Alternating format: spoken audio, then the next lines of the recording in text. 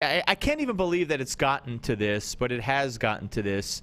The fact that the Fort Hood shooter, Nidal Hasan, the jihadist Nidal Hasan, representing himself, is going to be able to put victims on the stand this week and ask them questions.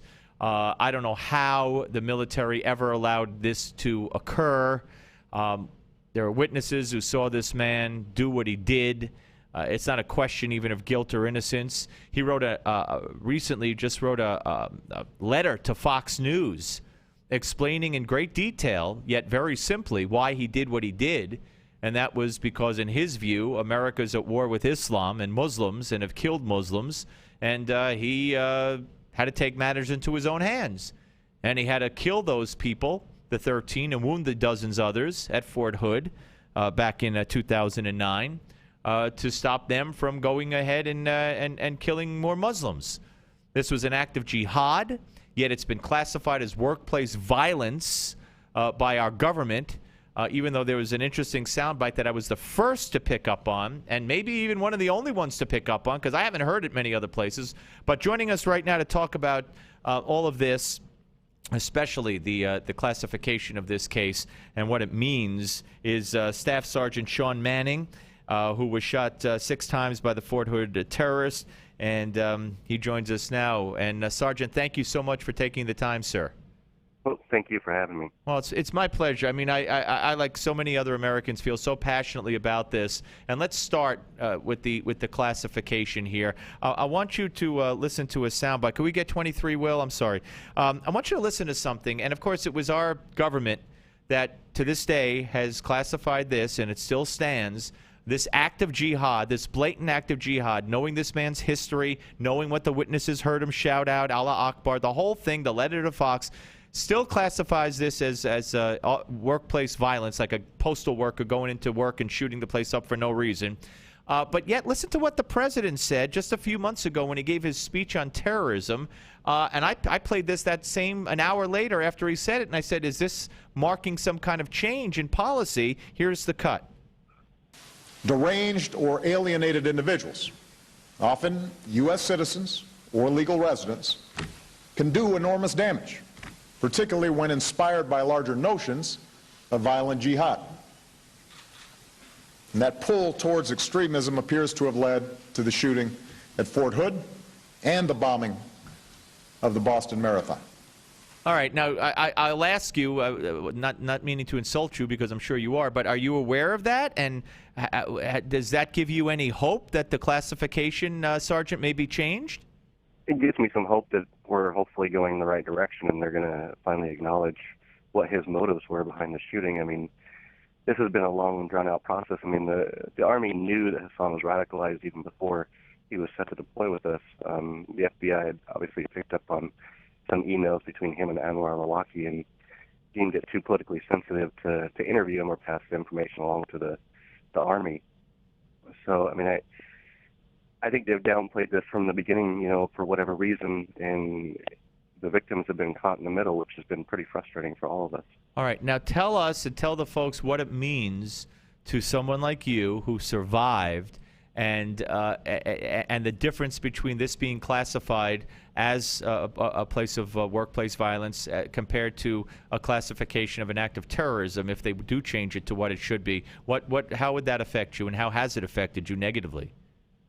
Well, I mean, obviously recognizing the soldiers that were killed and wounded that day as dying, you know, because of an enemy action, you know, an act of combat, you know, I think that gives credence to some of their sacrifices, but also, I mean, there's a benefits piece to it. You know, having your injuries classified as combat related, you know, in my particular case, I'm a reservist, but I'm also an Army federal employee. So when I'm activated to the reserves, they make up the difference that I lose in pay. As soon as I was shot, I mean, my injuries were deemed non-combat related. I started to lose that, or they stopped that pay. You know, essentially like I'm being punished for being shot and requiring medical attention after getting hit or shot 6 times. It means a lot in the realm of priority of care in the VA and that sort of thing as well, and tax exclusions, and, you know, I mean, there's a long list of combat-related benefits that are associated with that as well for the families and those that were killed and those that were wounded.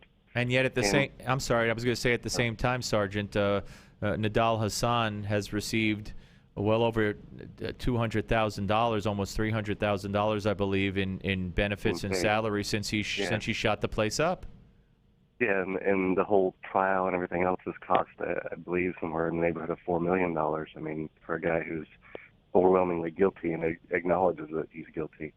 So, I mean, that puts a bigger spin on things, too, that they're denying soldiers that were wounded and killed benefits, but yeah, Hasan continues to keep his pay. How would you describe it? An injustice, a travesty, both, politically motivated? How do you describe this classification?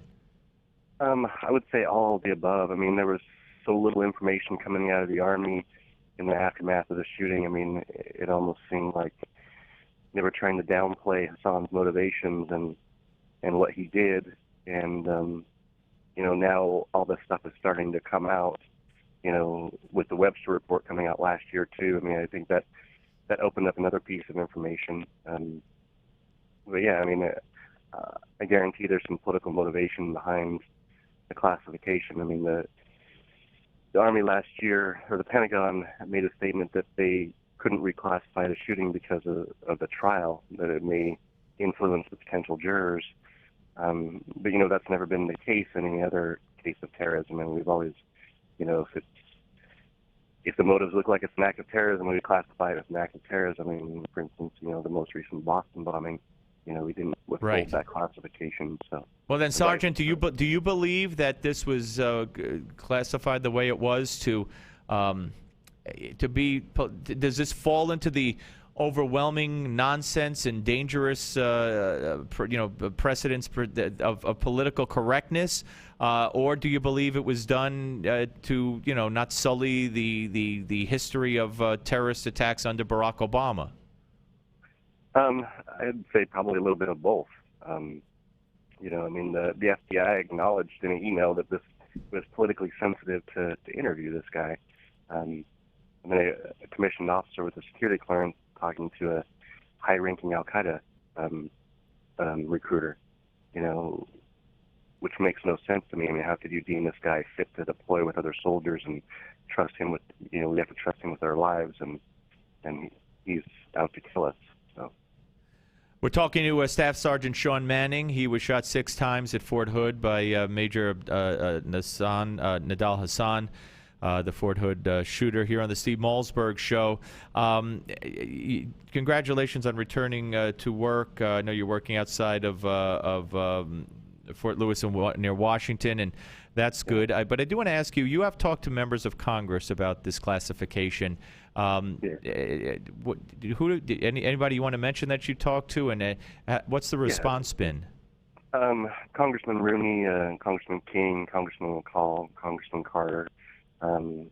They've all been... Which King would that be, Stephen or Peter? Peter. Okay. Yeah. They've always been, they've been really supportive. They've put forth legislation, which has passed the House, but unfortunately, when the National Defense Authorization Act was finally passed, it had been pulled out, which I'm assuming there was some opposition in the Senate. Obviously, Senator Lieberman, before he retired, was, instrumental.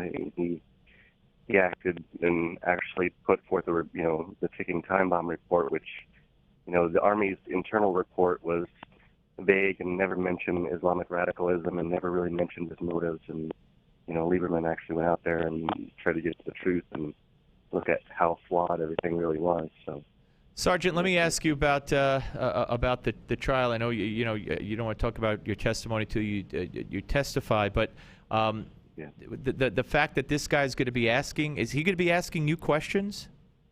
He will have the option to cross-examine me because he's acting as his own defense attorney. So how will you go into that? I'm not asking what you're going to say, but how will you go into that mentally? How do you prepare for that now, looking ahead? What is it, a couple of days from now? Yeah. I'm hopeful that he won't ask any questions, but, it's going to be really hard to keep my composure and be cordial to a guy that killed my friends and tried to murder me. So I'm going to have a hard time restraining myself. I hope that I will, that I don't say anything that's going to hurt the trial or hurt the case, but It's going to be difficult. Try to brainstorm what it's going to be like. I've seen him in the Article 32 hearings, so this won't be the first time I've seen him in court, but he didn't speak and didn't ask any questions, obviously, then. So with everything else, all the injustices, the financial injustices, the classification injustices, which have led to the financial injustices, and the fact that he's getting all this money and has gotten all this money, is this almost like the I don't want to say that. I mean, is this almost like the worst of all, that this guy could be representing himself and be able to cross-examine his victims?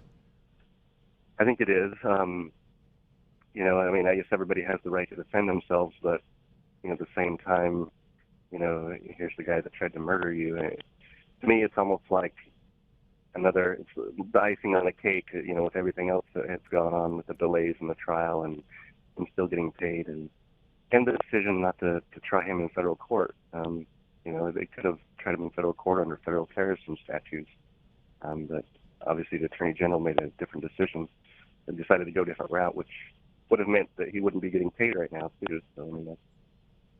Right. No, absolutely. All right. Listen, Sergeant, thank you so very much. And just know that the American people are with you. There's not a whole lot, unfortunately. The media would rather just focus round the clock on I guess, A-Rod and whatnot, and any excuse not to focus on this or any of the other scandals that should be shocking and outraging a nation. But just know that the American people, when they are told about this, when they talk about this, their heart breaks for you guys, and we all pray for you. And I know you'll have the strength to get through whatever is thrown your way this week in the courtroom.